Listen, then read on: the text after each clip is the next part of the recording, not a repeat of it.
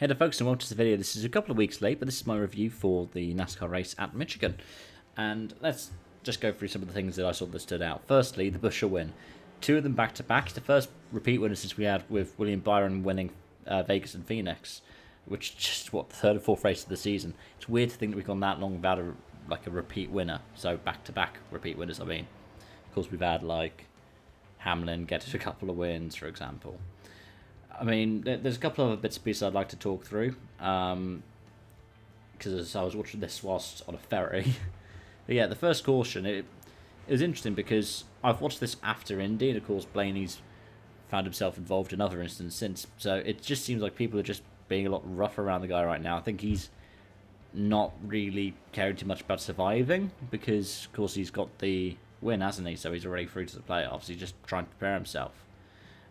But Busch just got loose going into the line, so maybe Busch was taking risks he didn't necessarily need to as well.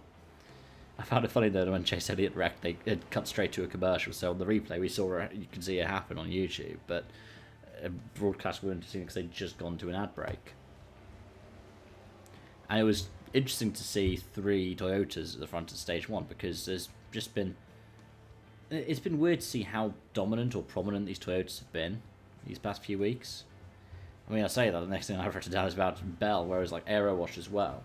The commentator said it was especially an issue at Michigan, but it seems like it's been an issue at the intermediates, and it was the same kind of issue that Elliott had. It's some of the stuff that we saw at Pocono as well, right? The Tricky Triangle. Aero Wash, these cars are a lot more sensitive to it in the Gen 7s than maybe we'd seen in the Gen 6s. Maybe it's also to do with the horsepower package and changes to the aero package that we've seen season to season, but I mean, I didn't notice it so much last season, but then that was the first season of Next Gens, and it was my second season following NASCAR, so that might have been why. But I'll tell you what, I was glad I wasn't following it live because of the rain delay after 83 laps.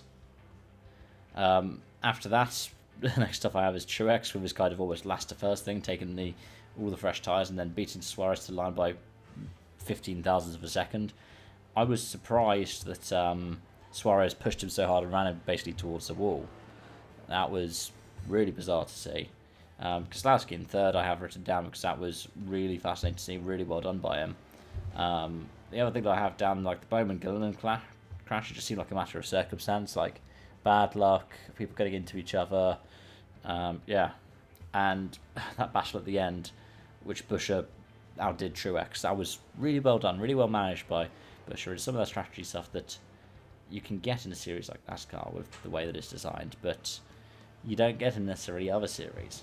But overall, I enjoyed it. Let me know your thoughts in the comment section down below. Thank you so much for watching. I hope to see you again soon. Bye for now.